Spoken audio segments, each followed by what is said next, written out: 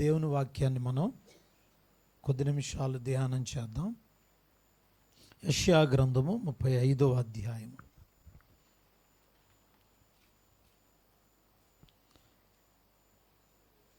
ఐదు 596వ page number. యెషయా గ్రంథము 35వ అధ్యాయము మొదటి వచనం. అరణ్యమును ఎండిన భూమియు సంతోషించును, అడవి ఉల్లసించి కస్తూరి పుష్పము వలె పోయును. నాతో చెప్పండి, అడవి ఉల్లసించి కస్తూరి పుష్పము వలె పోయును. మళ్ళీ చదువుదాం. అడవి ఉల్లసించి కస్తూరి పుష్పము వలె పోయును. దేవునికి స్తోత్రం. బిడ్డలారా, యెషయా ప్రవక్త అనగానే కన్నీటి ప్రార్థన చేసేవాడు. దేవుని పాదాలను విడిచిపెట్టకుండా యథార్థంగా సేవించినవాడు. తన భార్య, తన పిల్లల్ని ఆ రోజుల్లో సమాజం అంతటికి ఒక అద్భుతమైన భక్తులుగా నిలబెట్టుకున్నాడు. సమాజం అంతా చెడిపోయి, సమాజం అంతా పాడైపోయి, సమాజంలో చాలామంది ఇష్టం వచ్చినట్టు బ్రతుకుతుంటే యెషయా తన కుటుంబాన్ని తన రెక్కల క్రిందకు తీర్చుకుని ఆ పిల్లలను, భార్యనట, వారిని ఆ సిలువ దగ్గరికి తీసుకువెళ్ళి చేతులెత్తి ప్రార్థన చేయటం నేర్పించాడు. బిడ్డలారా, అలాంటి ప్రవక్త పరిస్థితులను చూశాడు. ఇశ్రాయేలట దేవుని మీద తిరుగుబాటు చేయడం ప్రారంభించారు. విగ్రహాల దగ్గరికి వెళ్ళి విచారిస్తున్నారు, మాంత్రికులను సంప్రదిస్తున్నారు, అలాగనే ఇష్టం వచ్చినట్లుగా వ్యభిచారం చేస్తున్నారు. అలాగే ఐగుప్తు నుండి తీసుకొచ్చిన దేవుణ్ణి మర్చిపోయి వారి ఇష్టానుసారంగా బ్రతుకుతున్నారు. దేవుడు వారికి ఇళ్ల స్థలాలు ఇచ్చి, చక్కని తోటలు ఇచ్చి, మంచి ఆరోగ్యం ఇచ్చి, వారిని చాలా సౌఖ్యం కలిగిన ప్లేస్లో పెట్టి కానాను దేశంలో ఇశ్రాయేలులందరినీ వారికి చక్కగా అన్నీ కావలసినవన్నీ ఇస్తే వారట గర్వించిన వారై అహంకారముతో ఎవరికి ఇష్టం వచ్చిన మార్గం వాళ్ళు ఎన్నిక చేసుకుని దేవునికి విరోధమైన కార్యక్రమాలు చేయడం ప్రారంభించారు. దేవుడట చూశాడు. చాలా చూసి ఎన్నో సంవత్సరాలను చూశాడు ఆయన. అరే, ఇంకా మారతారని ప్రవక్తలతో చెప్పించాడు, యాజకులతో చెప్పించాడు. ప్రసంగికులు వెళ్ళి దండం పెట్టి చెప్పారు, అయ్యా మీరందరూ చేస్తున్న కార్యాలు, దుష్కార్యాలు మానుకోండి, ఇవి కరెక్ట్ కాదు, మీరు మార్పు చెందాలి, మీ పిల్లలు చెడిపోతున్నారు, మీరు చెడిపోయారు అని పాపం ఎంతోమంది ప్రవక్తలండి ఇజ్రాయేల్ దేశం వెళ్ళి ప్రవచించి వాక్యం చెబుతుంటే ఒక్కడు కూడా వినలేదు. బిడ్డలారా, దేవుడు చూసి ఏం చేశాడంటే, వీళ్ళు సమృద్ధిలో ఆనందముతో ప్రిలారా తోటలు, ఇళ్ల స్థలాలు, పొలాలు ఇష్టం వచ్చినట్టుగా ప్రిలార కోరిన తిండి తింటూ ఇంకా దేవునికి సమయం ఇవ్వకుండా ఇష్టానుసారంగా బ్రతుకుతుంటే దేవుడంట శత్రురాజును లేపాడు. ఆయనే నెబుకద్నెజర్. ప్రిలార బబులోను దేశపు రాజు అయిన నెబుకద్నెజర్ను లేపి ఆ ఇశ్రాయేల్ మీదకి యుద్ధానికి వెళ్ళమని చెప్పాడు. నెబుకద్నెజర్ ఇజ్రాయెల్ దేశానికి వెళ్ళి ఇశ్రాయేలులందరినీ ఇష్టం వచ్చినట్టుగా కొట్టి చంపి దేవుని మందిరం ఉంటే ఆ మందిరాన్ని కూడా అగ్నితో కాల్చివేసేసాడు. పసి పిల్లలను కత్తితో పొడిచి గిరగిర తిప్పాడు. బిడ్డలారా, గర్భములో శిశువులుంటే గర్భములో కత్తితో పొడిచి ఆ బిడ్డను పిడిచి బయటకు తీసి ఆ బిడ్డను కత్తితో పొడిచి గిరగిర తిప్పుతుంటే అవన్నీ బైబిల్లో కూడా రాశారు. ప్రియులారా, ఆ ప్రసవించే స్త్రీ ఏమైపోయి ఉంటుంది? ఆ పసిబిడ్డ, గర్భంలో ఉన్న పసిబిడ్డను తీసి అతను కత్తితో పొడిచి గిరగిర తిప్పుతూ ఉంటే శత్రు రాజు విచ్చలవిడిగా ఇజ్రాయేల్ మీద యుద్ధం చేసి ఇష్టం వచ్చినట్టుగా చిందరవందర చేసేసేసి దేశమంతా పాడు దెబ్బగా చేసి ఆ దేశాన్ని ఇష్టం వచ్చినట్టు నాశనం చేసేసాడు. ప్రియులార, యవనస్తులు, పెద్దవారు, చిన్నవారు ఒక్కడనే కాదు కండి, అందరినీ ఇష్టం వచ్చినట్టుగా కొట్టి మందిరంలో ఉన్న ఖరీదైన ఉపకరణాలుంటే దేవుని సామాగ్రిని కూడా సంచిలో వేసుకుని ప్రియులారా తీసుకెళ్ళిపోయాడు. చాలామంది హతులైపోయారు. దేశం పాడు దెబ్బ అయిపోయింది బిడ్డలారా, పాడు దెబ్బ అయిపోయింది. చూడండి, దేశం అంతా కూడా శ్మశానం అయిపోయింది. అలాంటి శ్మశానం అయిపోయినటువంటి పరిస్థితుల నడుమ యెషయా ప్రవక్త ప్రార్థన చేస్తున్నాడు, కన్నీరు విడిచి ప్రార్థన చేస్తున్నాడు. ప్రభువా, ఎంత చక్కగా ఉండాల్సినటువంటిది ఏంటి ఇలా అయిపోయింది, ఏంటి పరిస్థితి ఏంటి? నిజమే ప్రియులారా, ఆకాశమా ఆలకించుము, భూమి చెవియొగ్గుము. పిల్లలను పెంచి పెద్దవారిని చేస్తే వాళ్ళు నా మీద తిరగబాటు చేశారు. దేవుడు ఎంత బాధపడ్డాడో. నేను చేతులతో పెంచి జీవితాలను బాగు చేసి చక్కని పరిస్థితులను ఏర్పాటు చేసి ఈ విధంగా నేను సమకూరిస్తే ఏంటి పరిస్థితి? నిజమే బిడ్డలారా, అలాంటి పరిస్థితుల్లో అరణ్యములాగా ఎండిపోయిందంటండి. దేశం అంతా అరణ్యంలాగా ఎండిపోయింది. ఈరోజు మనం గమనించవలసిన వారమైనా అడవిలాగా అయిపోయింది. మనం ఒకటి గమనించాలి, మన జీవితాలు ఇప్పుడు ఒకవేళ బాగున్నాయి అని అనుకుంటే మంచిదే, కానీ బిడ్డలారా, ఒకవేళ అడవిగా మారితే, ఒకవేళ ఇప్పుడు సమృద్ధిలో ఉన్న మనం దేవునికి వ్యతిరేకంగా నడిస్తే అడవి కాబోతుంది, జాగ్రత్త. అరణ్యం కాబోతూ ఉంది, జాగ్రత్త. పరిస్థితి ఎలా ఉంటబోతుందో తెలుసా అండి? మనవట ఈ రోజున సాతానుడు విచ్చలవిడిగా ఊర్ల మీద పడి, గ్రామాల మీద పడి, పిల్లల మీద పడి, పసివారి మీద పడి ఇష్టం వచ్చినట్టుగా వాడట పాపం చేయిస్తూ ఉన్నాడు. ఎక్కడ చూసినా చిన్న చిన్న పిల్లలు, ప్రియులారా, కేవలం 4వ తరగతి చదువుతున్న పిల్లలు కూడా భయంకరమైన పాపం చేస్తున్నారు. సిగరెట్లు, బీడీలు, అశ్లీల దృశ్యాలు, అలాగే ప్రియులారా పాన్పరాగి ప్యాకెట్లు, చెడిపోతున్నారు ఈ లోకంలో. అక్రమ సంబంధాలు ఈ విధంగా పాడు చేస్తూ ఉంది. కనుక అడవిలాగా మారిపోయింది. మన ఇల్లే అడవైపోతూ ఉంది. కారణం ఏంటో తెలుసా?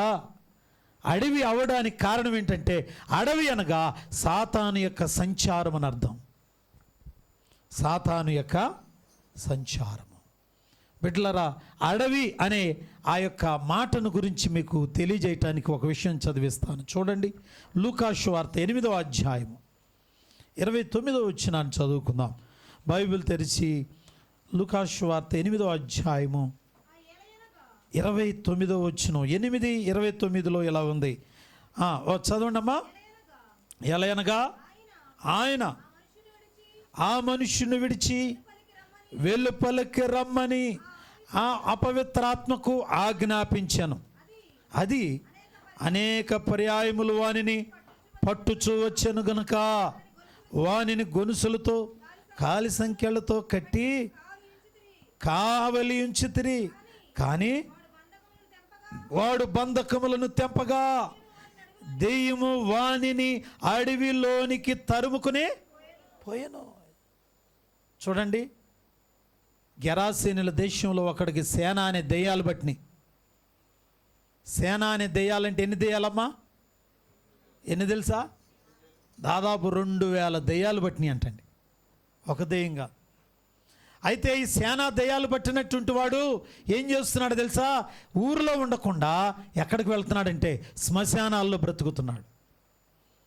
చచ్చిపోయినటువంటి డెడ్ బాడీల మధ్య బ్రతుకుతున్నాడు.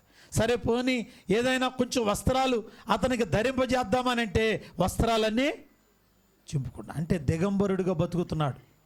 ఒక దెయ్యం కాదుగా, ఎన్ని దెయ్యాలు? 2000 దెయ్యాలు. బట్టలు ఉంచుకొని దెయ్యం, తాగుబోతనే దెయ్యం, తిట్టుబోతనే దెయ్యం, రాళ్ళు విసిరేనే ఒక దెయ్యం కాదు ఈయనకి.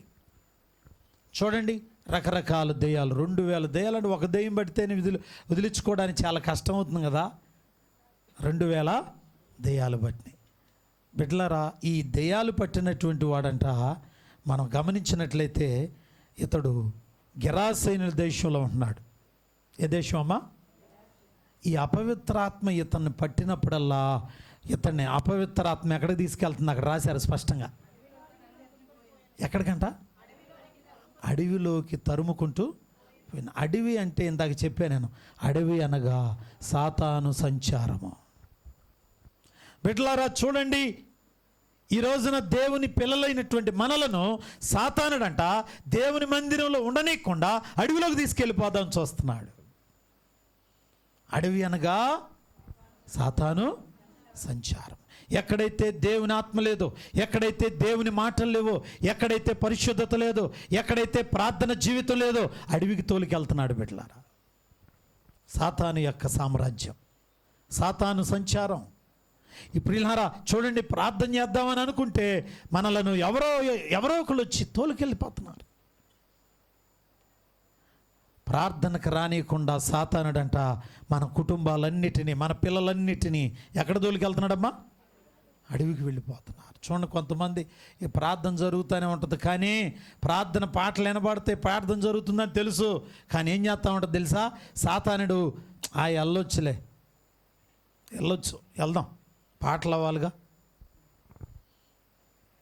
మళ్ళీ కొద్దిసేపు నాకు దేవుని ఆత్మ అంటుంది, అయ్యా పాటలు అయిపోతున్నాయి, ఆరాధన ఉంది కదా అంటే, ఆరాధన కూడా అవనే అయితే ఇందులే, ఆరాధన కూడా అవనే. మనం అడవికి వెళ్ళిపోతున్నాం. బిడ్డలారా, మనకు వారంలో మనకు మాసాంతరపు కోటాలు, మనకు క్రమం కోటాలు ఉన్నాయి. మన ఇల్లు అడవి అవడానికి కారణం ఏంటంటే చూడండి, విలాప వాక్యాలకు వెళ్దాం. మొదటి అధ్యాయం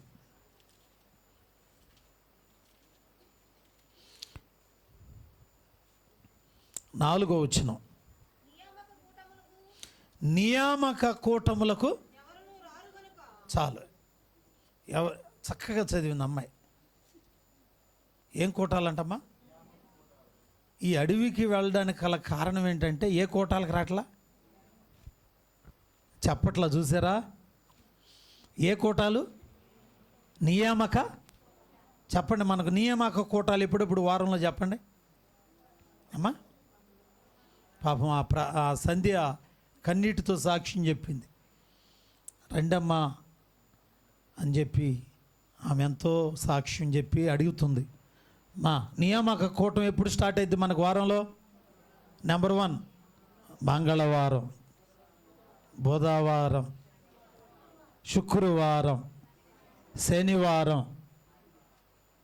మళ్ళీ ఏం కూటాలి? నియామక కూటాలు. ఈ నియామక కూటాలు ఏం చేస్తున్నారంట? ఎగరగొడుతున్నారు. నియామక కూటములకు ఎవరును రారు గనుక.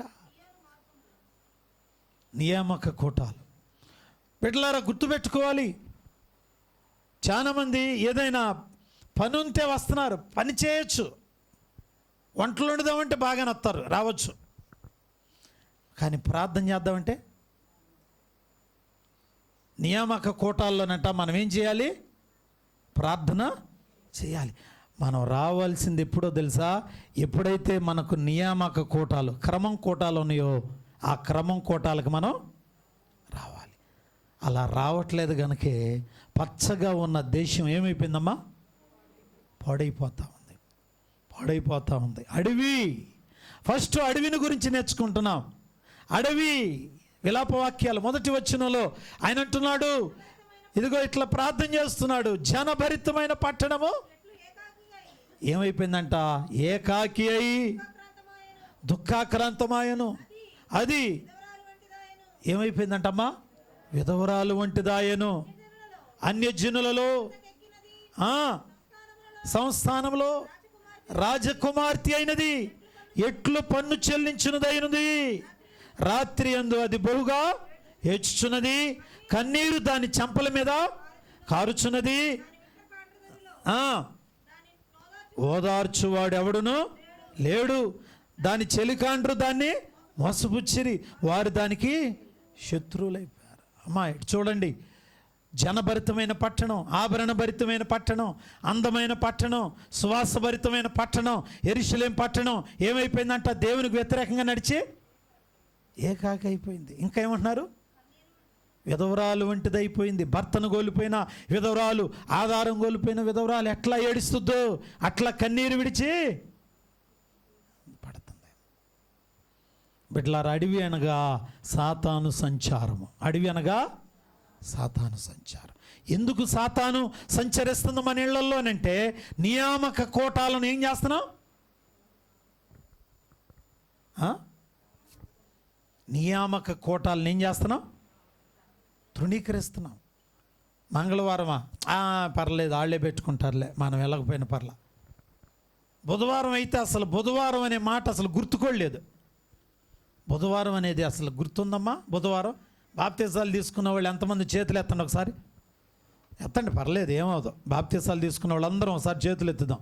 మనందరం పరలోకం వెళ్ళేవాళ్ళమే కదా. వెళ్తామా ఏంటి? ఎత్తరేంటండి? మనకు బుధవారం ఉంది తెలుసమ్మా? తెలుసా? తెలుసు. శుక్రవారం సరే మీరు డ్యూటీలకు వెళ్తున్నారు. ఇంటి దగ్గర ఉన్న వాళ్ళు స్త్రీల కూడిక చక్కగా కొంతమంది ఆడవాళ్ళు అందరూ వస్తున్నారు. శనివారం ప్రార్థనమ్మా, క్రమం ప్రార్థన.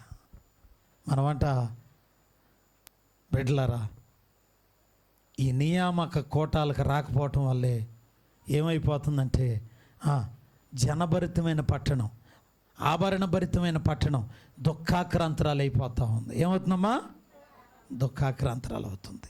అందుకనే దైవజనుడు ప్రియులారా యెషయా కన్నీరు విడిచి ప్రార్థన చేస్తున్నాడు, ప్రభువా ఇలాంటి ఈ పట్టణమును ఒకసారి జ్ఞాపకము చేసుకో. ఇర్మియా కూడా ప్రార్థన చేస్తున్నాడు.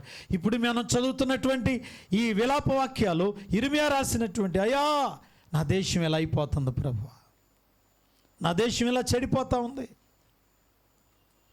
పాడైపోతూ ఉంది ప్రభువా, ఏం చేయాలో అర్థం కావట్లేదు, పాడైపోతుంది నా పట్టణం, నా గ్రామం చెడిపోతుంది. ఎవరు కన్నీరు విడిచి ప్రార్థన చేయగలుగుతారు?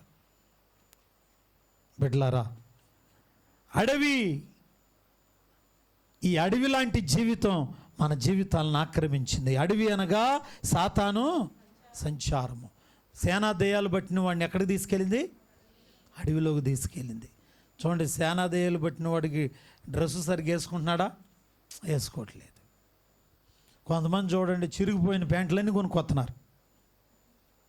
యారా ఎందుకు ఇట్లా చిరిగిపోయిందిగా, ఏమన్నా ఎలుకలు కొట్టినాయి అంటే, కాదు, కావాలని 5,000 పెట్టి ఫ్యాషన్ ఉంటుందని తెచ్చాను అయ్యగారు. ఏం ప్యాంట్లు అయ్యి?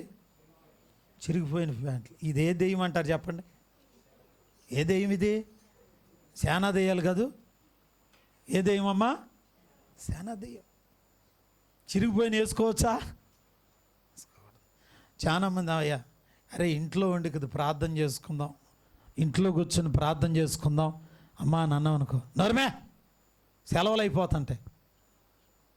మేమందరం అనుకున్నాం మొత్తం కలిసి రాజమండ్రిలో వద్దామని. అయ్యా ఆ వారం పిక్నిక్ వెళ్ళే కంటే ఒక 2 రోజులు ఆయన కొద్దిగా మందిరంలో కూర్చొని ప్రార్థన చేసుకుందామంటే కుదరదు.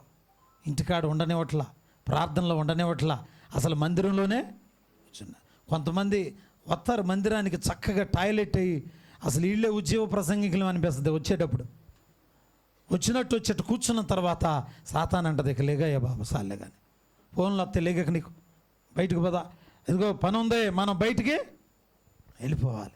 అసలు దేనికి బయటికి వెళ్తున్నారో కూడా కదా అర్థం కావట్లేదుగా. బయటికి తీసుకెళ్ళిపో. దాని ఉద్దేశం ఏంటంటే అది ఇంట్లో ఉండనివ్వకుండా బయటికి తీసుకెళ్ళిపోవాలి. బయటకంటే సమాధుల లాంటి జీవితాలు, నిర్జీవకరమైన కార్యాలు. సమాధుల్లో ఉండేది ఎవరనంటే చచ్చిపోయిన కుళ్ళిపోయిన శవాలు. అలాంటి ప్రియులారా, చచ్చిపోయినటువంటి నిర్జీవమైన క్రియలు, జీవము లేని సహవాసాలు, చెడ్డ సహవాసాలు, అక్రమ సహవాసాలు, అపవిత్రమైనటువంటి కార్యకలాపాలు. ప్రార్థన మానేసి స్నేహితుడమ్మడు తిరుగుతూ ఉంటారు, కొంతమంది తిరుగుతూ ఉంటారు. నేను అడుగుతున్నాను, వాళ్ళలో దేవుని ఆత్మ ఉంటుందా? ఎలా ఉంటుంది? బిడ్డలారా, దేవుని ఆత్మను కోల్పోతే మనం దేనికి పనికిరాం. మనం అడవిలో, అరణ్యములో ఎండిపోయినటువంటి వారి వలె ఉంటాం. ఎండిపోతాం, జాగ్రత్త. ఒకవేళ ప్రియులారా నీ యొక్క ఆత్మీయ జీవితం ఎండిపోతే కరువులోకి వెళ్తావు, ప్రేమలు చచ్చిపోతాయి, ఆప్యాయతలు చనిపోతాయి. ఎప్పుడైతే నీవు ప్రియులారా సాతాను యొక్క సంబంధాల్లోనికి, సాతాను యొక్క కబంధ హస్తాల్లోకి వెళతావు, వాడు నిన్ను నెమ్మదిగా ఉండనివాడు, నిన్ను అడవిలోకి తీసుకెళ్ళిపోతున్నాడు, విలవిల్లాడిస్తున్నాడు. ఇలాంటి దురాత్మలు ఎక్కడ కూడా మన మీద, మన బిడ్డల మీద పని చేయకుండాను గాక. ఆమేన్, హల్లెలూయా. పని చేయకుండాను గాక. బిడ్డలారా, ఇంట్లో కూర్చుని ప్రార్థన చేసే కాలం ఇది.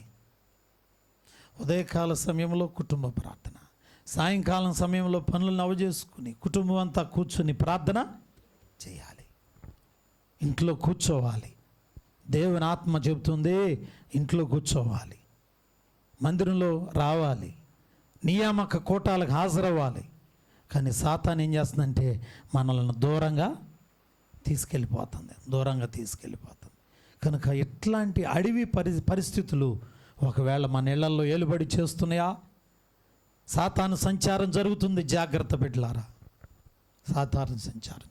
బాప్తీసాలు తీసుకున్నారా? తీసుకున్న వారిని మిమ్మల్ని అడుగుతున్నాను, క్రమం ఉందా? సక్రమంగా ప్రార్థనలోకి రాగలుగుతున్నారా? జాగ్రత్త. ఒక దెయ్యం వదిలితే ఆ దెయ్యం అంట వెళ్ళి మళ్ళీ ఇంకో 7 దెయ్యాలని తీసుకొచ్చి మన జీవితాలను పతనం చేసిందాక అది మనల్ని అడవిలోకి కొట్టుకుపోతుంది, అరణ్యం చేస్తుంది. కనుక ఈ అడవి అనేటటువంటి పరిస్థితులను మనం గమనించవలసిన వారమైనాం. కనుక శుభవార్త, ఈ యొక్క ప్రవక్త కన్నీరు విడిచి ప్రార్థన చేస్తున్నాడు. ప్రభువా, ఇలాంటి పరిస్థితుల్లో ఉన్నటువంటి దేశం, ఇజ్రాయెల్ దేశం కోసం కన్నీరు విడిచి ప్రార్థన చేస్తాను. అడివైపోయిందయ్యా, నా దేశం అంతా పాడైపోయింది. దేశం అంతా జనభరితంగా ఉండేది, సంతోషంగా ఉండేవాళ్ళం. హారం వేసుకున్న స్త్రీ అంత ఆనందంగా ఉండేదో, ఆభరణ భూషితురాలుగా ఉండే నా దేశం పాడైపోయింది ప్రభువా, పాడైపోయింది, పాడు దెబ్బ పాడైపోయింది ప్రభువా. విరోధులు ఎక్కువైపోయారు, నా దేశాన్ని ఇష్టం వచ్చినట్టుగా కొట్టి తరిమి చంపేశారయ్యా.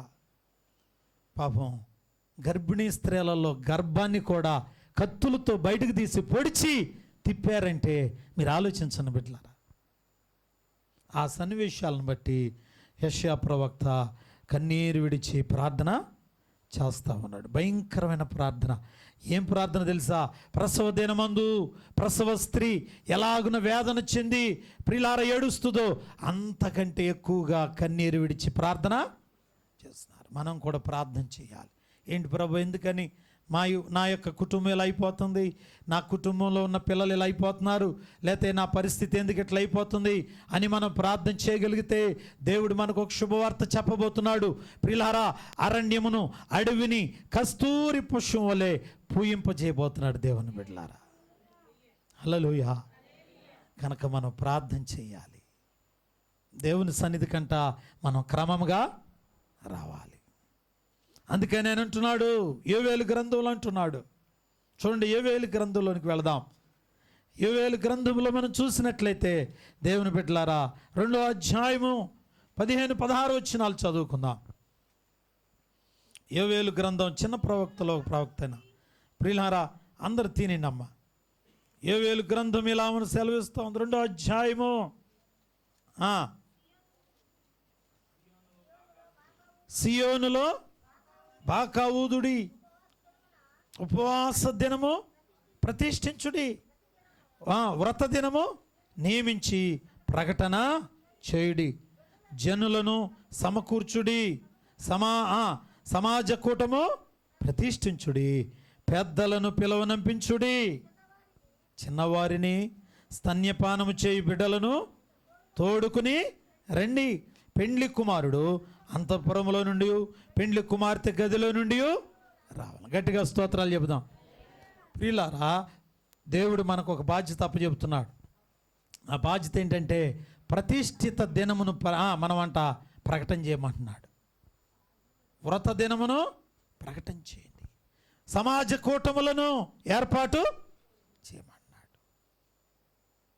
కోటాలు ఏర్పాటు చేయండి, ప్రార్థనలు పెట్టండి, ఉపవాస ప్రార్థనలు ప్రతిష్ట చేయండి, ప్రార్థన చేయమంటున్నాడు. ఆయన అంటున్నాడు, అలా ప్రతిష్ఠించి ఏం చేస్తారంటే ఎవరిని పిలుచుకురమ్మన్నాడు? పెద్దలను, పిన్నలను. ఏ బిడ్డలంట? పాలు తాగే పిల్లలను కూడా ఇంటికాడ వదిలిపెట్టవద్దు, వాళ్ళని కూడా ఎక్కడికి? కోటానికి తీసుకురావాలి. చాలామంది సంటి పిల్లోడు కదా అయ్య గారు, ఆమెతో పాటు నేను కూడా ఉంటున్నా. సరే, ఆమె ఉంటుంది, ఆమె కూడా ఉండకూడదు బైబిల్ ప్రకారం. పిల్లని కన్నా తల్లి కూడా ఉండకూడదు. ఆమె కని చంటి పిల్లని కన్నటువంటి ఆ తల్లి ఆగితే ఆమెతో పాటు 3 తల్లులు ఆగుతున్నారు.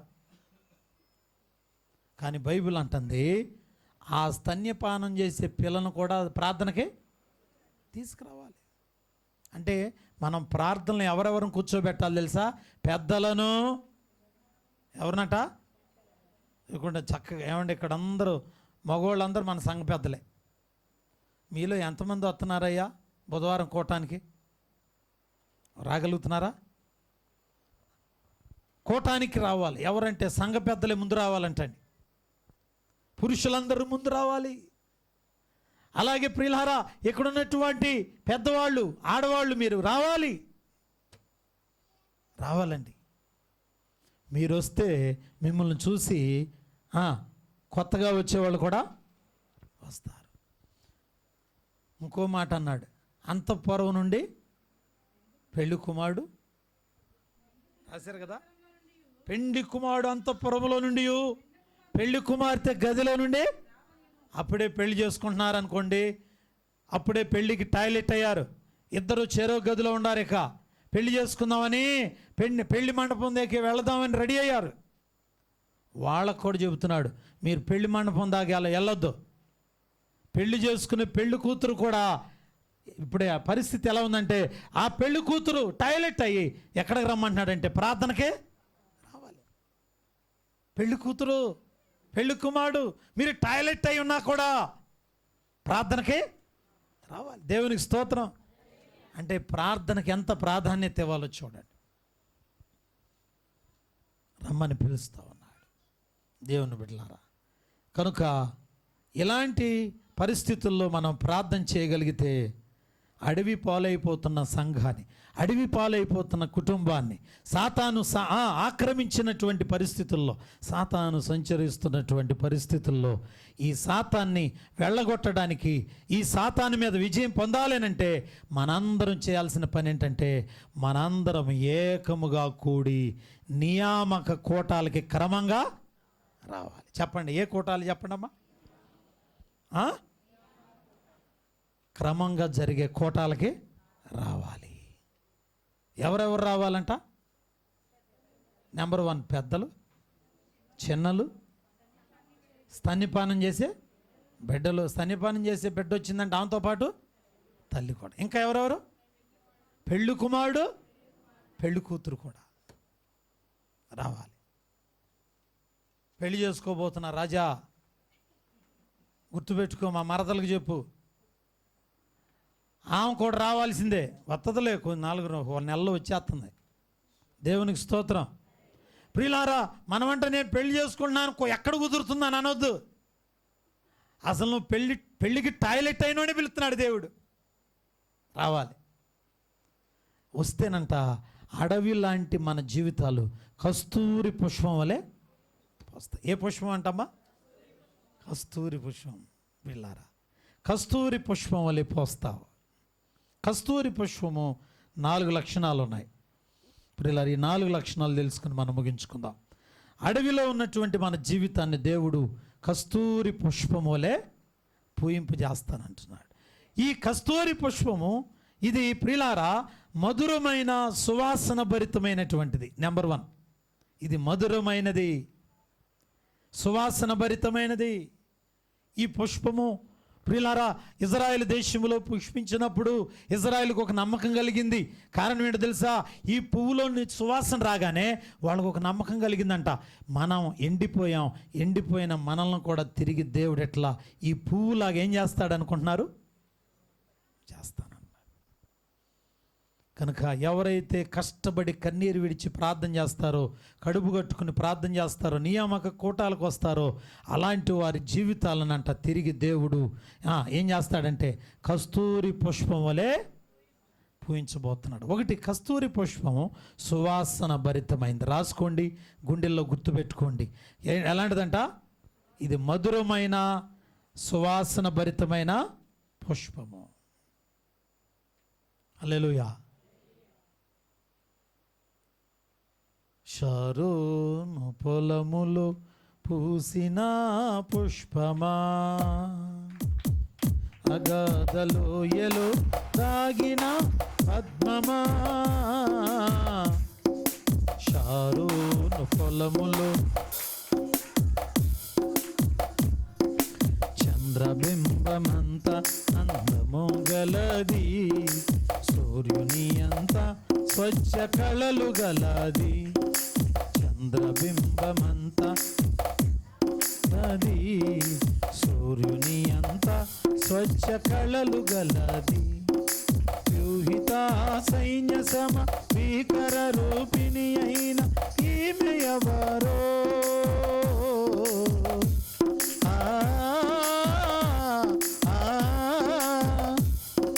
వ్యూహిత సైన్య సమ భీకర రూపిణి అయిన ఎవరు ఎవరు ఈమె ఎవరో, షారోను పొలములో పూసిన పుష్పమా, అగాధలోయలో దాగిన పద్మమా, షారోను పొలములో. దేవునికి స్తోత్రం. దేవుని బిడ్డలారా, మనం ఎప్పుడైతే ప్రార్థన చేసి కన్నీరు కారుస్తామో మనలో నుండి ఒక సువాసన వస్తుందంటండి. అది దాని పేరు పరిశుద్ధాత్మ అభిషేకం అనే సువాసన. ఒక్క మనిషి గనక సువాసన వచ్చేటట్టుగా ప్రార్థన చేస్తే ఆ సువాసన అందరిలోనికి వెళుతుంది. దేవునికి స్తోత్రం. ఇంత గదిలో ఎవరైనా ఒకళ్ళు గనక ఖరీదైన సెంటు 5,000 రూపాయల సెంటు కట్టుకుని వచ్చారనుకోండి, ఏమైపోద్దమ్మా? మొత్తం సువాసనే. వచ్చింది ఎవరు? కొట్టుకుంది ఎంతమంది? ఒక్కలే. కానీ ఆ సువాసన ఎంతమందికి వస్తుంది? బిడ్డలారా గుర్తుపెట్టుకోవాలి, మనం ప్రార్థన చేయకపోయినా మన దగ్గరున్న మురికి వాసన కూడా అదే సేమ్. ఎవరైతే అపవిత్రమైన జీవితంలో జీవిస్తారో బైబిల్ అంటుంది తల్లిదండ్రుల పాపము దోషము వారి పిల్లల మీదకి రాబోతా ఉంది. తండ్రులు తల్లులు పాపం చేసి చనిపోతే ఆ పాపం ఎవరి మీదకి వస్తుందంట? పిల్లల మీదకి రాబోతుంది. బిడ్డలారా, విలాప వాక్యములు క్షమించండి, విలాప వాక్యం 5వ అధ్యాయం 7వ వచనం చదువు. 5వ అధ్యాయం 7వ వచనం. ఇదందరూ చూడాలి. 5వ అధ్యాయం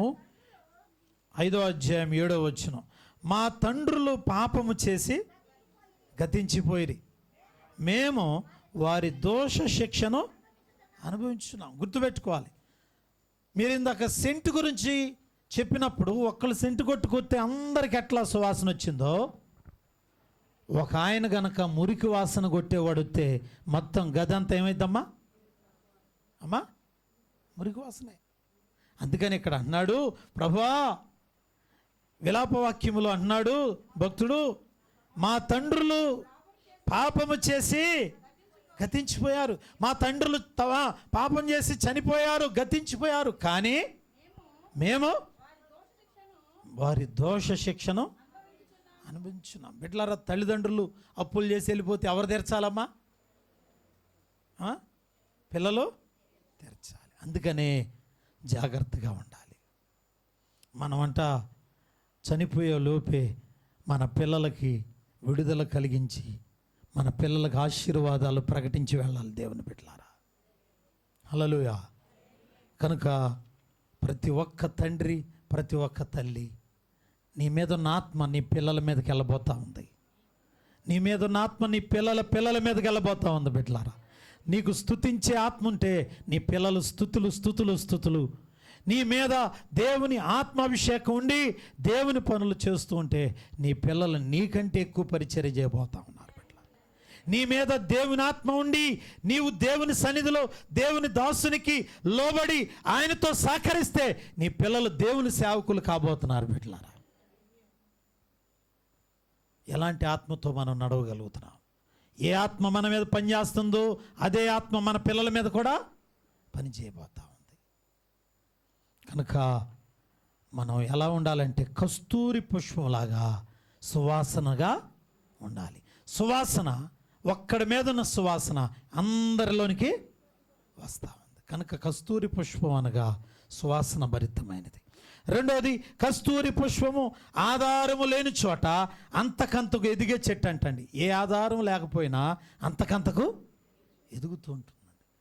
బిడ్డలారా, ఈ కస్తూరి పుష్పం అడవిలో ఉంటుంది. అడవిలో ఉన్న దేవుడు దీనికంట ఆ వర్షపు నీరు తన వేరుల్లో దాచుకుని కష్టకాలంలో ఆ వేరుల్లో నుంచి వచ్చి ఆ యొక్క నీరుని వాడుకుని అడవిలో కూడా అంతకంతకు మిగిలిన చెట్లన్నీ కూడా ప్రియులారా ఎండిపోతుంటే ఇదైతే అంతకంతకు పెరుగుతుంది. కారణం ఎవరి మీద ఆధారపడిందో తెలుసా? దేవుని మీద ఆధారపడి ఉన్నాం. ఇది ఎడారిలో మూలిచిన చెట్టు. ఇది ప్రభువైన యేసుక్రీస్తు లాంటి చెట్టు. కనుక మనం కూడా కస్తూరి పుష్పంలాగా ఎవరి మీద ఆధారపడకుండా దేవుని మీద ఆధారపడదాం బిడ్డలారా. ప్రభు మీద ఆధారపడదాం. ప్రభు వైపు చూద్దాం. ప్రభులోనే ముందుకు వెళదాం. ప్రభు వైపు చూద్దాం. 53వ అధ్యాయం యెషయా గ్రంథం 2వ వచనంలో యేసుక్రీస్తు వారు కూడా ఎలా పెరిగారు? యెషయా గ్రంథం 53:2 లేత మొగ్గవలెను. ఏ భూమిలో అంట? ఎండిన భూమిలో మొలిచిన మొక్కవలెను అతడు. అదండి, దేవునికి స్తోత్రం. మనం ఎప్పుడైతే క్రీస్తును కలిగి ఉంటామో మనం కూడానంట ఎండిపోయినటువంటి ఎడారిలో, ఎండిపోయిన నేలలో, ఎండిపోయినటువంటి అడవిలో మనం దేవుని మీద ఆధారపడితే మనల్ని దేవుడు అంట లేత మొగ్గలాగా పెంచి ఇలా ఎండిపోయిన నేలలో కూడా మనల్ని ఏం చేస్తాడంట? చిగురింప చేస్తాడు ఆయన. దేవునికి స్తోత్రం. హల్లెలూయా. ఏం చేస్తాడంట ఆయన? చిగురింప చేస్తాడు. గట్టిగా స్తోత్రం చెబుదాం బిడ్డలారా. చిగురింప చేస్తాడు. బిడ్డలారా, తండ్రి మీద ఉన్న ఆత్మ పిల్లల మీదకు వస్తుంది.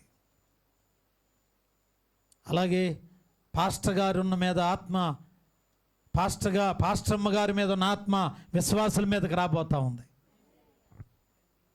విశ్వాసులకి ప్రియులారా, దేవుని సేవకుడు చేయెత్తి ప్రార్థన చేసినప్పుడు దైవజనంలో ఉన్న ఆత్మాభిషేకం విశ్వాసుల్లో కూడా వెళ్ళబోతూ ఉంది.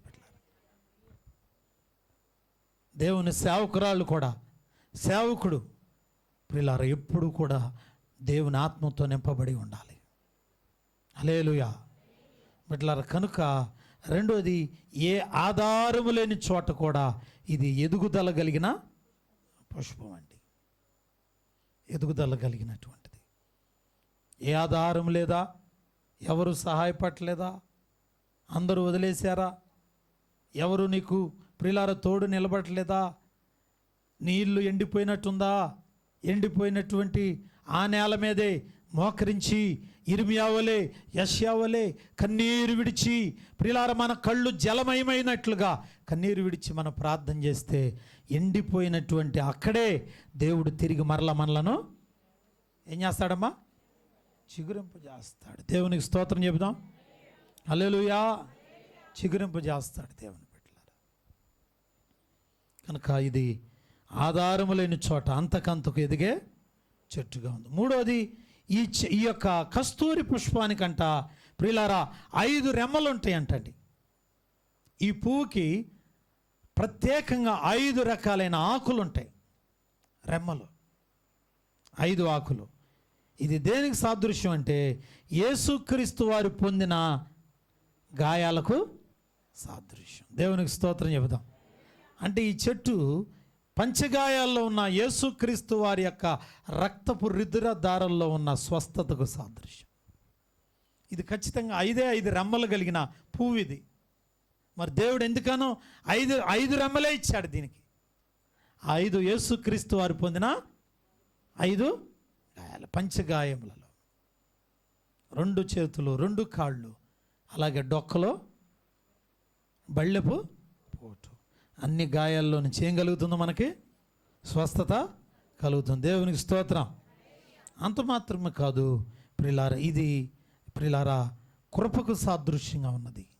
కృపకు సాదృశ్యంగా ఉన్నది. ఈ యొక్క పువ్వు, ఈ కస్తూరి పుష్పం ఎండిన నేలలో అది పెరిగి ప్రియులారా ఈ పువ్వు అట కిందకు చూడదు, పైకే చూస్తుంది. ఎందుకు చూస్తుందంటే దేవుని కృప కోసం ఎదురు చూస్తూ ఉంది. మనం కూడా ప్రభు వైపు ఎదురు చూడాలి. ఆయన కృప కోసం ఎదురు చూడాలి. ప్రభువా ఏం సహాయం చేస్తాడా, ఆయన మీద ఆధారపడదాం. ఏ కార్యం ప్రారంభించినా, ఏ ప్రయాణమైనా, ఒక ప్రియులార పరీక్షలైనా, చదువుకునే పిల్లలకి ప్రయాణమైనా కృపతో ఎదురు చూడండి బిడ్డలారా. మనం పద్దాక ఆయన కృప కలుగునుగాక అందాం. ఏం కలుగునుగాక అనండి, గట్టిగా అనండి 2 సార్లు. ఆయన కృప నాకు, నా పిల్లలకు ఆయన కృప కలుగునుగాక అనండి. గట్టిగా చెబుదాం, గట్టిగా స్తోత్రం చెబుదాం. దేవుని బిడ్డలారా, హన్నా సమూయేలుని దేవుని మందిరంలో విడిచిపెట్టినప్పుడు హన్నాకి చెప్పారమ్మా, అంత పసిపిల్లోడిని మందిరంలో వదులుతున్నావు, అక్కడ పాస్టర్ గారి పిల్లలే మంచోళ్ళు కాదు, మీ అబ్బాయిని ఎదగనెత్తారా, మీ అబ్బాయిని డెవలప్ అవనెత్తారా, మీ అబ్బాయిని అసలు మంచివాడిగా ఎదగనెత్తారా? ఏలి అనే దైవజనుడు పిల్లలు చెడిపోయి ఉన్నారమ్మా. ఆ మందిరానికి ఆడపిల్లలు ఎవరు వెళ్ళట్లేదు, ఆ మందిరానికి సరిగ్గా ఎవరు వెళ్ళట్లేదు, కారణం చెడిపోయారు. చూడండి, మందిరానికి ప్రియులారా రాకపోవడానికి కారణం కొంతమంది అపవిత్రమైన జీవితం. అలాంటి టైంలో హన్నా వాళ్ళతో చెప్తుంది, అయ్యా నా బిడ్డని దేవుని కృపకు అప్పగించాను. ఎక్కడమ్మా? దేవుని కృపకు అప్పగించాను. నేను మనుషుల చేతికి అప్పగించాల. ఎవరికి అప్పగించాను? వాళ్ళు అన్నారు, ఎక్కిరిచ్చారు. మందిరం అంతా చీకటి అయిపోయింది, ధూపద్రవ్య నైవేద్యాలు లేవు, పాస్టర్ గారు చూస్తే గుడ్డోడైపోయాడు, దర్శనం లేదు, మందిరంలో ఎక్కడా కూడా మంచి జరగట్లేదు. మంచి జరగని ఈ పరిదేశంలో నీ పిల్లోడిని తీసుకొచ్చి వదులుతున్నావు, నీ పిల్లోడు డెవలప్ అవుతాడా? పిల్లోడు డెవలప్ అవుతాడా? మనం కూడా అనుకుంటూ ఉంటాం, ఈ కాలేజీలో మా అమ్మాయి బాగా చదవగలిగిద్దా, లేకపోతే ఈ చెడిపోయిన ప్రాంతంలో మా కుటుంబం వర్ధిల్లగలిగిద్దా అని అనుకోవచ్చు. సమూయేలు తల్లిని కూడా అలాగే ఎక్కిరించాడు. కానీ తల్లి ఏముందో తెలుసా? నేను కృప కొరకే చూస్తున్నాను, దేవుని కృప యందు నేను నమ్మిక ఉంచాను. తర్వాత మనం చూస్తున్నాం కదా, ఏ పిల్లోడు చెడిపోయిన వారి మధ్య పరిచర్య చేసి ఎక్కడైతే పాడైపోయిన ప్రదేశం ఉందో అక్కడే అతను పరిచర్య చేశాడు. ఆ ప్రదేశంలోనే సమూయేలు ఏమయ్యాడు చెప్పండమ్మా? దాను మొదలుకొని బెయేర్షెబా వరకు 40 దేశాలకు అతడు ప్రవక్తగా, గట్టిగా స్తోత్రం చెబుదాం, ఆశ్చర్యపోయారు. కారణం ఆ తల్లి ఎవరి మీద కృప అమ్మా? దేవుని కృప. గట్టిగా స్తోత్రం చెబుదాం. చివరికి వచ్చేసాం. కస్తూరి పుష్పం అనగా నువ్వు అనుకోవచ్చు, ఈ చెడిపోయిన ప్రాంతంలో, లేక ఈ చెడిపోయిన పరిస్థితుల్లో, ఈ చెడిపోయినటువంటి మనుషుల్లో, ఈ పరిస్థితుల్లో డెవలప్ అవ్వగలుగుతామా? అవుతావు. ఎలా అవుతావు అంటే వాళ్ళ మీద కదా ఆధారపడాల్సిందే, వాళ్ళ సహవాసం కాదు. మనం దేవుని కృప, దేవుని కృప, దేవునికి స్తోత్రం. దేవుని కృప, దేవుని కృప మనలను అభివృద్ధి చేస్తుంది, చిగురింపు చేస్తుంది. అందుకనే మనం దేవుని కృప మీద ఆధారపడదాం పెట్టలారా.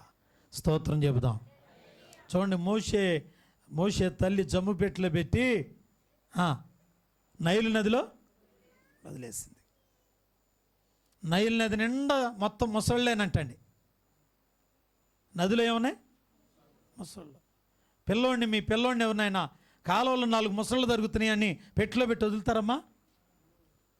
వదులుతా? ఏ తల్లని వదిలిద్దా? వదులుతా. నీళ్ళల్లో ముసళ్ళున్నాయి. అట్లా కాదు అనుకుని ఒడ్డునుంటే 2 సంవత్సరాల్లో పిల్లలందరూ ఏం చేస్తున్నారు? చంపటాకని కత్తులు తీసుకుని దుర్మార్గులు తిరుగుతున్నారు. ఊరిలో మరణం ఉంది, నీళ్ళల్లో ఉందా? మరేం చేయాలి అమ్మా? బాక్స్ తయారు చేసి బాక్స్ తయారు చేస్తూ ఆమె ప్రార్థన చేసుకుంటా, ప్రభువా నీ కృపే నీ కృపే నీ కృపే నా బిడ్డ కలుగును గాక. ఏం కలుగును గాక? నీ కృపే ప్రభువా, నీ కృపే కలుగును గాక. పెట్టి తయారు చేసేటప్పుడు, ఆ పెట్టికి కీలు రాసేటప్పుడు, ఆ పెట్టి లోపల బట్టలు పరిచేటప్పుడు పాప మా తల్లి అంత టెన్షన్గా ప్రార్థన చేసుకుని ఉంటుందో. మనం వదులుతామమ్మా? వదలలేం. గమనించండి, బాక్సులో పెట్టింది, పిల్లోడిని పడుకోబెట్టింది, బాక్స్ తీసుకెళ్ళి ముసళ్ళు తిరిగే నదిలో ముసళ్ళు తిరుగుతూ ఉన్నాయి అంటండి, తిరుగుతూ ఉన్నాయి. మరి ఆ ముసళ్ళకి దేవుడు చెప్పినట్టున్నాడు, బాక్సు దగ్గరకు కూడా ఒక్క ముసలు కూడా రాకుండా దేవుని కృప కాపాడింది. దేవుని బిడ్డలారా, హల్లెలూయా బిడ్డలారా. అంత మాత్రమే కాదు, దేవుని కృప ఎంత గొప్పదంటే ఎవరికి చూపించాలో వాళ్ళకే ఎవరికి చూపించాడు అమ్మా? ఆ దేశపు యువరాణికి స్నానానికి దగ్గరలో రేవులోకి వస్తే దూరంగా ఉన్న పెట్టిని చూసి, బిడ్డలారా గబగబా పెట్టి తీసుకొచ్చుకుంది ఆవిడే. పెట్టి తెరిచింది, పెట్టి లోపల ఉన్న పిల్లోడిని చూసింది. వేరే వాళ్ళు ఎవరైనా గనక చూస్తే ఖచ్చితంగా ఆ పిల్లోడిని చంపేసేవాళ్ళు. కానీ దేవుడు ఏం చేశాడంటే ఆ దేశపు యువరానికే చూపించాడు. ఏమంటారు దీన్ని చెప్పండి? దేవుని గట్టిగా స్తోత్రం చెబుదాం. పైగా ఆ పిల్లోడిని ఎత్తుకుని ఆమె పేరు పెట్టుకుంది. ఏమని? హెబ్రీ భాషలో పెట్టింది. ఇతడు నాకు నీళ్లలో దొరికాడు గనక ఏం పేరు? మోషే, అనగా నాకు నీళ్లలో దొరికి ఉన్నాడు. పెట్టుకుంది, గబగబా ఎత్తుకుంది. ఈలోపు ఆ పెట్టిలో ఉన్న అబ్బాయి ఉన్నాడు కదా మోషే, వాళ్ళ అక్కగారు అక్కడే రబ్బర్ చెట్ల మధ్యలో నిలబడి, అమ్మా పెట్టి దొరికింది గబుక్కునని పరిగెత్తుకుంటా రాణి దగ్గరికి వచ్చింది. అమ్మగారండి, ఈ పిల్లోడికి పాలు ఇవ్వడానికి ఎవరు నన్ను తీసుకురమ్మంటారని అడిగింది. అవునా, నువ్వెవరో తీసుకురావడానికి పా అని అందా? అనలా. వెంటనే అవునమ్మా నిజంగానే ఎవరైనా ఉన్నారేమో చూస్తావా, పాలు ఇచ్చేవారు ఉంటే మరి ఖచ్చితంగా మనం జీతం కూడా ఇద్దామమ్మా, నెలకు జీతం ఇద్దామని అంటే, అమ్మగారు నేను ఒక అమ్మని తీసుకొస్తే ఎవరినో ఒకటి ఎత్తుకి ఎవరో ఒక తల్లిని ఎత్తానంది. ఎవరిని తీసుకొచ్చింది? అందుకు ఫరో కుమార్తె చెప్పగా వెళ్ళి, గట్టిగా స్తోత్రాలు చెప్పండి. అబ్బాబ్బాబ్బాబ్బా, ఏమంటారు దీన్ని చెప్పండి, చెప్పండి అమ్మా. మీరు అర్థం కావట్లా, మీకు దేవుని కృప ఎంత గొప్పదో చూడండి. తల్లిని తీసుకొచ్చింది. ఎవరాని అంటుంది, అమ్మాయి ఏం పేరు నీ పేరు? అయ్యా ఫలానా పేరు, ఆమ్రాము యాక్యూబేదులాలు చెప్పింది. ఇదిగో యాక్యూబేద్, ఓకే ఈ బిడ్డ నా బిడ్డే, నీకు ఇస్తున్నా, జాగ్రత్తగా పాలిచ్చి జాగ్రత్తగా పెంచాలి. ఇప్పుడు ఆ బిడ్డను ఎవరైనా అంటుకుంటారమ్మ? ఇక ఎవరైనా కత్తులతో పొడుతారు? ఇక అసలు ఆ దరిదాపుల్లో కూడా ఎవరు లోపల ఎవరున్నారో తెలుసా? మోషే తల్లిగారి దగ్గర బిడ్డ పెరుగుతుంటే అందరికి చెప్పారంట, బాయ్ యువరాణి కొడుకున్నాడు లోపల, చుట్టుపక్కల ఎవడు వెళ్తాకి? గట్టిగా స్తోత్రం చెబుదాం. హల్లెలూయా. ప్రియులారా, పాలిచ్చే ఆ తల్లికి యువరాణి ఏమిచ్చింది? ఎవరైనా ఇస్తారమ్మ జీతం? కన్న తల్లి సొంత బిడ్డకి పాలిస్తే ఎవరైనా జీతం ఇస్తారా? ఏంటిదంతా చెప్పాలి. మనందరం చేతులెత్తి దేవుని కృప కోసం ఒక్కసారి నీ కృప కలుగును గాక. మళ్ళీ చెబుదాం, నీ కృప. దేవునికి స్తోత్రం. ఇదే కస్తూరి పుష్పం అంటే ఇదే బిడ్డలారా.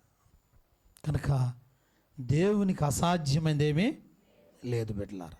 ఎండిన భూమిని కస్తూరి పుష్పం వలె పూజించబజేస్తున్నాడు ఆయన. మరి ఎండిపోవటానికి కారణం ఏంటో చెప్పాను. కానీ ఎండిపోయినటువంటి మన జీవితాలు చిగురించాలంటే మనం కూడా యెషయాలాగా, ఇర్మీయాలాగా చేతులెత్తి కన్నీరు విడిచి ప్రార్థన చేయాలి. ప్రియులారా, నియామక కోటాలకే రావాలి. నియామక కోటాలకి మనం హాజరు అవ్వాలి. ప్రియులారా, వ్రత దినం ప్రకటించాలి. పిల్లలు, పెద్దలు, చిన్నలు, స్తన్యపానం చేసే పిల్లలు అందరూ రావాలి, దేవునికి ప్రార్థన చేయాలి. అప్పుడు దేవుడు ఏం చేస్తాడంటే ఎండిపోయిన ఎడారిని కస్తూరి పుష్పం వలె పూయింపజేస్తాడు. ఎక్కడైతే ఎండిపోయావో తిరిగి మరలా చిగురింపజేస్తాడు దేవుని బిడ్డలారా. కనుక నా దేవుడు ఈరోజు ఉదయకాల సమయంలో మనందరితో మాట్లాడుతూ ఉన్నాడు. ప్రభు వైపు చూద్దాం, ప్రార్థన చేసుకుందాం. తల్ల వంచినట్లయితే ప్రార్థన చేసుకుందాం. తల్ల వంచినట్లయితే స్తోత్రాలు నాయనా. ప్రభా, మీరు మాతో మాట్లాడిన ప్రతి మాట కొరకే వందనాలు ప్రభు. మనందరం వాక్యమును మన హృదయాల్లో ప్రతిష్ఠించుకుందాం. ఎవరు తిరగమాకండి, మోకరించాలి. నెమ్మదిగా మోకాళ్ళు వంచి, ప్రభువా వాక్యం చెప్పబడింది, ఆ మాట నా మీద కార్యం జరగాలి, నా కుటుంబం మీద జరగాలయ్యా. అడగండి, అడగండి. ప్రభువా నీ వాక్యము నా పిల్లల మీదకి కార్యం జరగాలి, నా కుటుంబంలో కార్యం జరగాలి. నిజమేనయ్యా, నేను గర్వించి అహంకారంతో నడుస్తున్నానయ్యా, పాడైపోయానయ్యా. ఎండిపోయిన జీవితం దేవుడు సిగురింపజేస్తానన్నాడు. నువ్వు నియామక కోటాలు విడిచిపెట్టావు, ఉపవాస ప్రార్థన విడిచిపెట్టావు, సౌఖ్యంగా ఉందనుకుని ఆనందపడుతున్నావు. జాగ్రత్త, యెరూషలేము కూడా ఇలాగే అహంకారంతో నడిచింది. శత్రువుకు అప్పజెప్పగా అతడు అగ్నితో కాల్చివేశాడు. ప్రియులారా, అలా అగ్నికి ఆహుతి అవ్వకుండా, కాలిపోకుండా ఉండాలంటే దేవుని కృప కోసం నువ్వు ప్రార్థన చేయి, ప్రార్థన చేయి. అయ్యా, వాక్యం నా కుటుంబంలో, నా బిడ్డల్లో పనిచేయాలయ్యా. అయ్యా, ఇప్పటికే ఎండిపోయాను, ఏ శుభకార్యం జరగక ఎండిపోయానయ్యా. నా పిల్లలు ఎండిపోయారు, నా కుటుంబం ఎండిపోయిందయ్యా.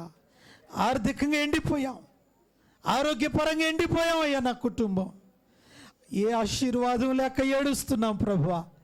ఒక్క వస్తువు కూడా కొనలేక ఏడుస్తున్నాం అయ్యా. అయ్యా, నూతన కార్యం ఒక్కటి కూడా జరగక విలవిల్లాడిపోతున్నామయ్యా. నా పాపమే, నా పాపమే. బిడ్డలు నమ్మకంగా ప్రార్థన చేయాలి. అయ్యా, ప్రార్థన చేయండి, దర్శించమని ప్రార్థన చేయండి. ప్రభువా నీకు స్తోత్రాలు. మనం ప్రార్థన చేస్తే దేవుడు కార్యం చేస్తాడు. చిన్నమ్మగారు ప్రార్థన చేస్తారు. స్తోత్రం నాయన, స్తోత్రాలు, స్తోత్రాలు నాయన. గొప్ప దేవా నీకు వందనాలు, స్తోత్రములు, స్తోత్రములు తండ్రి. అయ్యా నాయన నీకు వందనాలు, స్తోత్రములు.